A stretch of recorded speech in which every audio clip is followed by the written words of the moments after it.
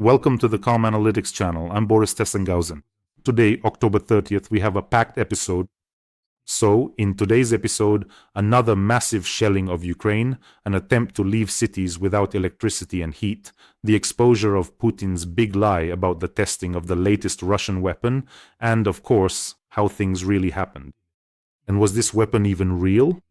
Trump's tough response to Putin: the US will conduct its own nuclear tests.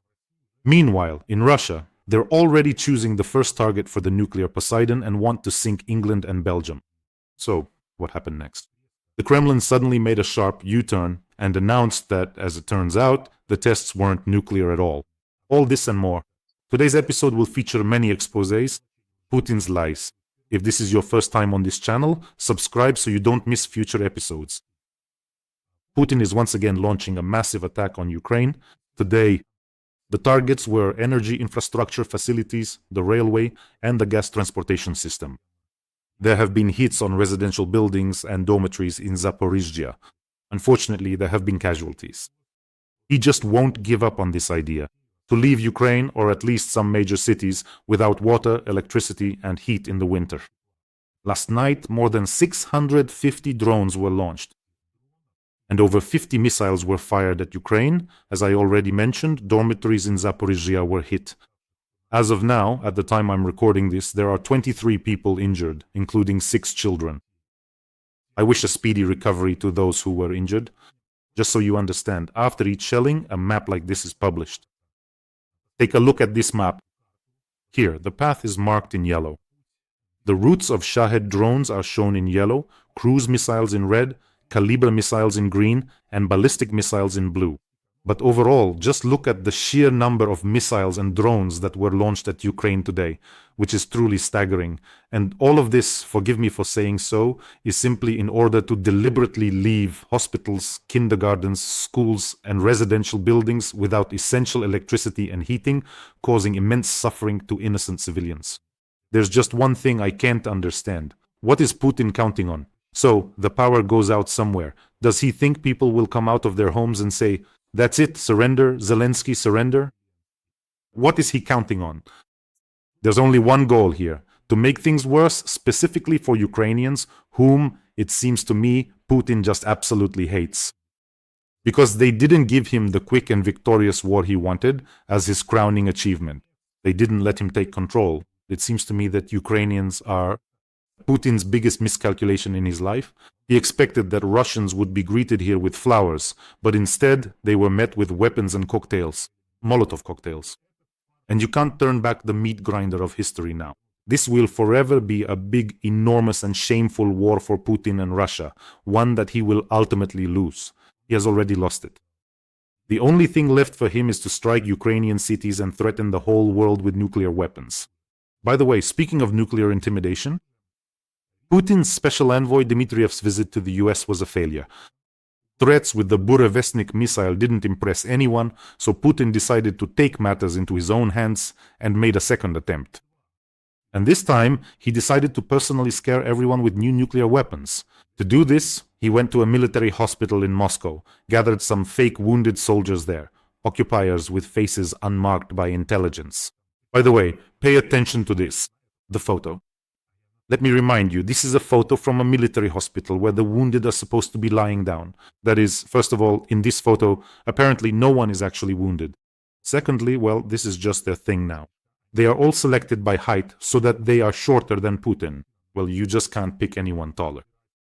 And also, it turns out, I learned this myself, that in a military hospital people walk around in uniform and military boots. And the most interesting thing is, this is where the Federal Protective Service's costume designer really failed. Look, they all have the exact same set of medals on their chests. Everyone, all of them have the same ones. Well, then Putin sat them down at the table and started talking about superweapons.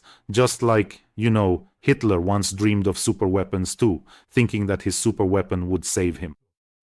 The Burevestnik missile, I'm quoting Putin here, is not only a breakthrough in strengthening Russia's defense capabilities, but also in science, Putin emphasized. According to him, the nuclear technologies used in the Burevestnik will be used in the lunar program and in the national economy. What lunar program? At this point, the Kremlin elder's brain is just fermenting with Botox. After this war, you won't just have no money for a lunar program. You won't even have any left for your Russia. Putin repeated this Burevestnik thing 100 times. By the way, I remembered he did the same thing when he was talking about the Oreshnik. He couldn't get through a sentence without shoving that Oreshnik in there. So where is that Oreshnik now? What happened to it? No one knows. And of course, you have to understand, it's just the presentation itself, the facts. Quoting Putin, the advantage of this Burevestnik is that its nuclear power unit is 1,000 times smaller than the one on a nuclear submarine.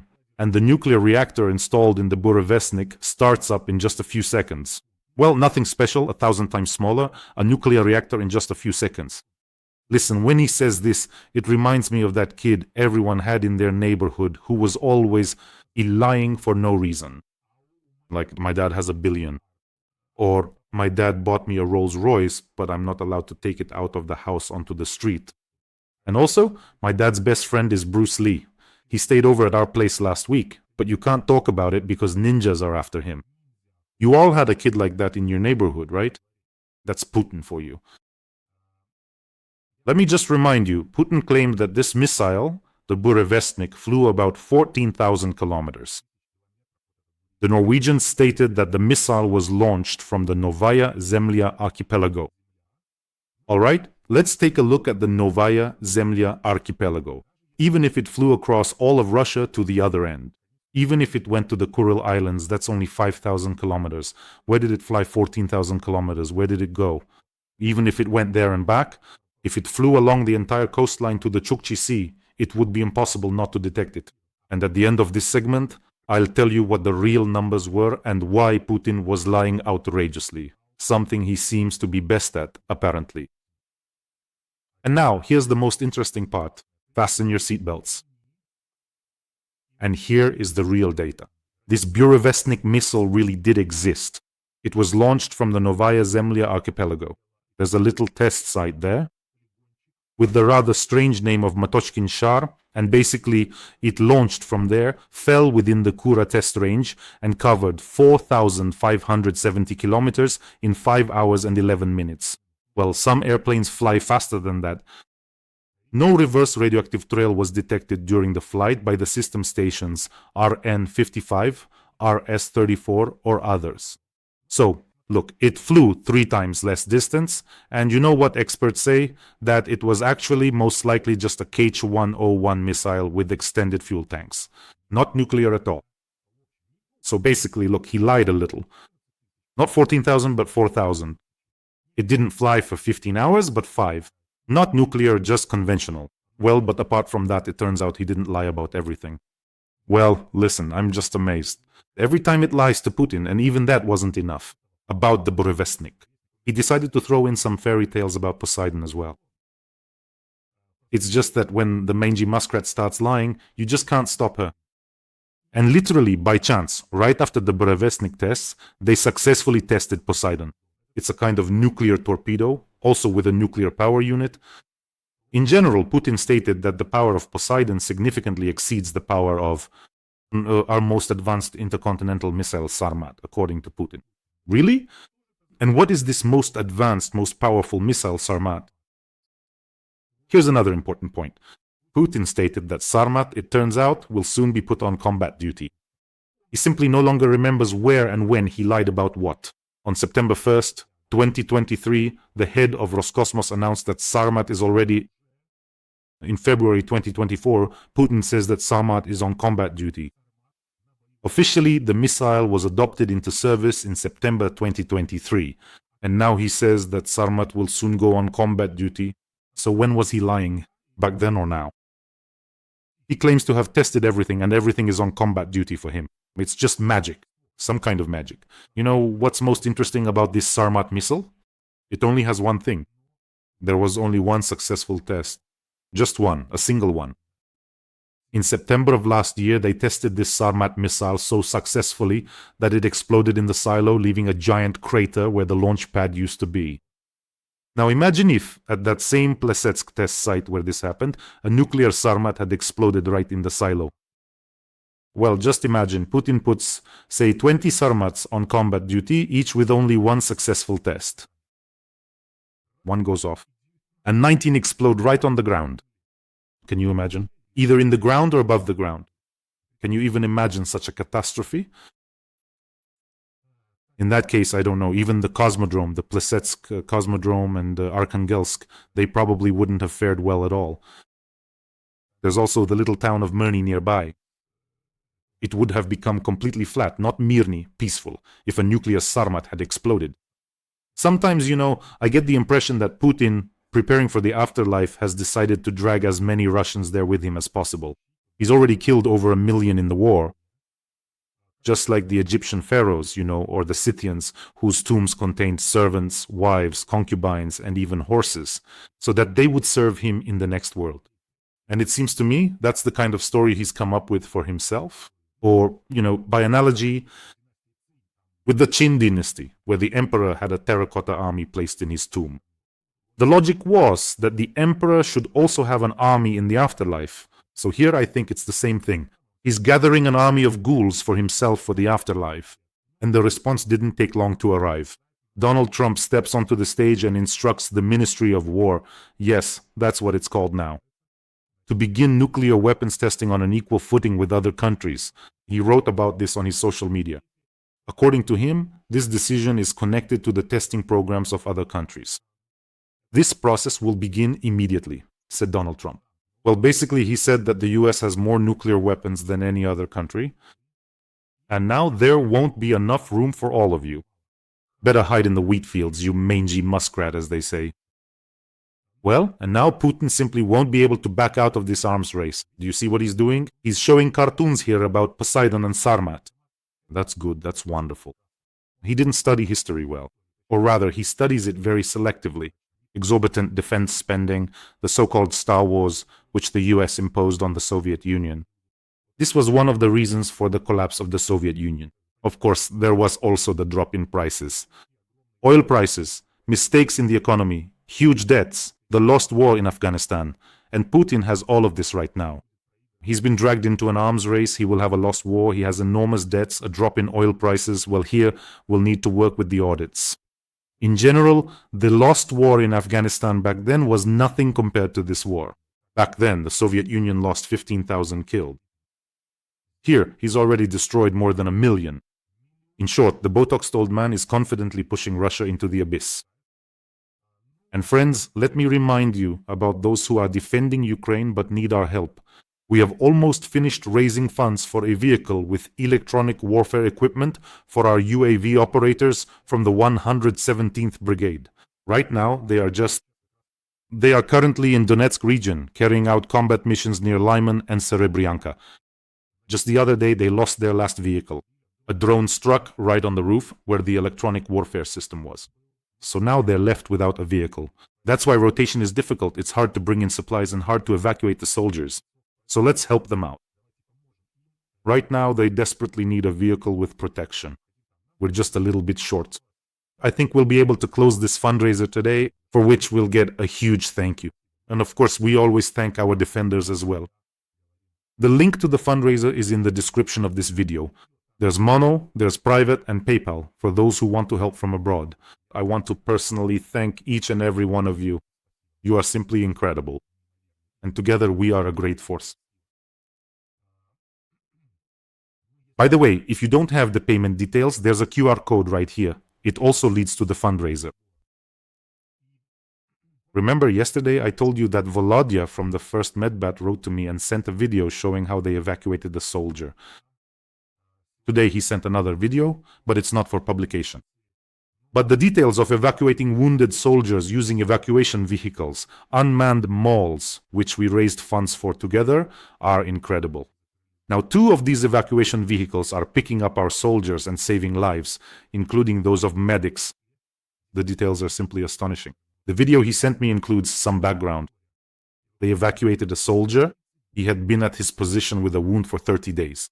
There had been several attempts to get him out, but they didn't succeed, and this time it finally worked. He was evacuated with the help of the mall. A sergeant was with him who refused to leave him behind. He said, "I won't leave here until they get him out." and they were evacuating him literally from a village where Russians were already in the neighboring houses. They were sitting there, and there were intercepted communications from the Russians saying that some vehicle was humming and buzzing as if some cars had arrived and so on, but it was actually the mall evacuation vehicle. And in this video, when I watched it, you could see that this evacuation vehicle was attacked, including from the air. Dropped munitions, explosions happened right next to it. And yet, this mall still managed to evacuate, and thanks to its armored capsule, our defender was not harmed by those munitions dropped from drones. In general, the evacuation was successful, and honestly, when you watch something like this and realize that we were a part of it, it's just incredible. By the way, unmanned evacuation vehicles. The Thermite will soon be with the 101st Brigade. That's another fundraiser that we closed. Russia considers the idea of inviting it to a hearing in the US Congress on the issue of the abduction of Ukrainian children a provocation, said Russia's ambassador to the US, Darchiev. Look at what the evil, according to Russians, Russophobe Lindsey Graham, the senator, has come up with. He is pushing a bill to recognize Russia as a state sponsor of terrorism. That's the US wording. Many people ask, why a sponsor and not a terrorist? So that's the wording used in the US. And in order for them to be recognized as such, Congress must hold hearings on the abduction of Ukrainian children, of whom, I remind you, according to various estimates, about 20,000 have been taken out of Ukraine. It was precisely for this that Putin received an arrest warrant from the International Criminal Court. So they decided to invite her. The ambassador, listen to how she responds, and he says this is a provocation. Generally, the Russians claim they're not guilty of anything, and so on. They don't like it. Of course, the topic is extremely painful, not only for Putin, but also for his Commissioner for Children's Rights, Lvova-Belova. In one of the previous episodes, I showed a truly horrifying video where this person is sitting. Maria Lvova-Belova, Putin's Commissioner for Children's Rights, and she is speaking on camera. She talks about how she stole a child from Mariupol, a Ukrainian child from Mariupol. That is, they supposedly took him into their family to adopt him, but she was just sitting there telling the story. Right there on camera, she tells the host, we brought this boy here, and he was so withdrawn. He read Ukrainian websites, he sang Ukrainian songs, and he said he loved Ukraine. And then she says an absolutely horrifying phrase, something had to be done about that. Completely sick, really. A sick country, sick people. Then they started to reprogram the child's mind, brainwashing him with Russian propaganda. And they openly admit themselves that they are stealing Ukrainian children. Well, this topic really makes them squirm, because after these hearings, the process of recognizing Russia as a state sponsor of terrorism could actually be set in motion. By the way, friends, don't forget to subscribe to this channel. You can do it right now. There's an urban legend that a boy subscribed his grandmother to this channel. She used to love Putin and thought he was a great leader. But after some time, after watching these videos, she suddenly realized that Putin is just an insecure, spiteful, 1.5 meter tall loser who also dyes his eyebrows with brown mascara. Leningrad. Subscribe yourself and subscribe your grandmothers and grandfathers too. And now, check out our segment. Tried to scare us, but something went wrong. As they say, why'd you chicken out, tough guy? The tests of the Burevestnik are not nuclear, Peskov stated. He expressed hope that this information had been properly communicated to Donald Trump. President Trump, in his statement, mentioned that other countries are conducting nuclear weapons tests. Until now, we were not aware that anyone was conducting such tests. If by this they mean the Burevestnik tests, then it is in no way nuclear, in no way whatsoever, Peskov said. Peskov also noted that the US is a sovereign country and Russia will act accordingly to the situation, and that the United States did not notify about any intention to test nuclear weapons. No, you misunderstood us completely. And do you remember how Medvedev got slammed by Trump just for hinting that someone could transfer nuclear weapons to Iran? That someone could give nuclear weapons to Iran? Do you remember that? They even made him apologize for it. I think after that he didn't leave his little dollhouse for a week and drowned his sorrows, from morning till night. Do you know what they typically broadcast? on Russian state TV channels? Do you know what? So I was shown a video. One of the top Kremlin propagandists named Kiselyov came out and presented an entire television program about this Sarmat, showing cartoons and graphics again, how Sarmat will destroy everyone. I'm quoting, "No one is threatening anyone but," I'm quoting, "the British Isles are so small that one Sarmat missile is enough to sink them once and for all. It's just one launch and England is gone once and for all." Kiselyov stated, "As of today, this is the pinnacle of missile technology. This is one of the best missiles in the world." They simply forget that the United Kingdom has 220 nuclear warheads. And believe me, those were closely monitored to make sure they were in proper condition, and 4 nuclear submarines. In other words, that's more than enough to destroy all of Russia's major cities. And the idiots out in the swamps just forget that in a nuclear war, there are no winners. Let me also remind you that Russia still can't make an automatic transmission for a car. This is not a joke. They still can't make one.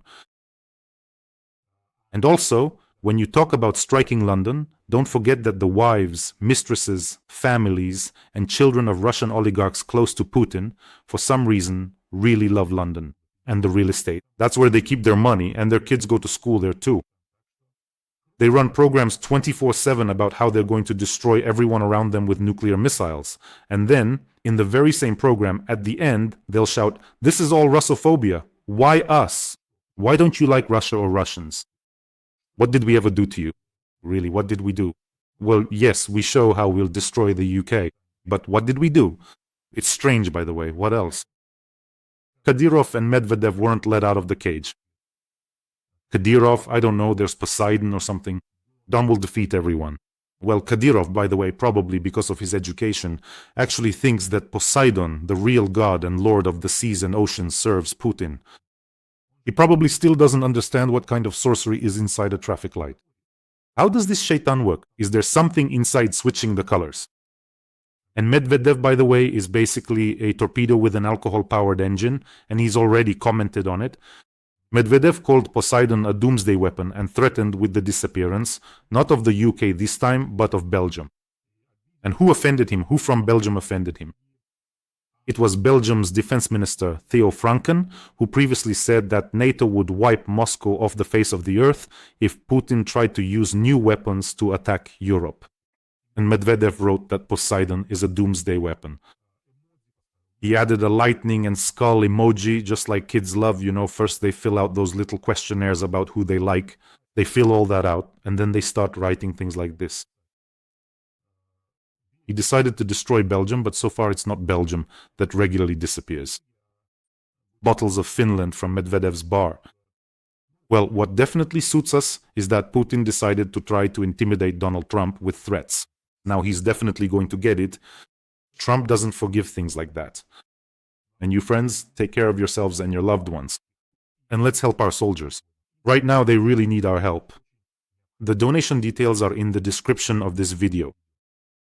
Wishing us all a peaceful day and glory to Ukraine.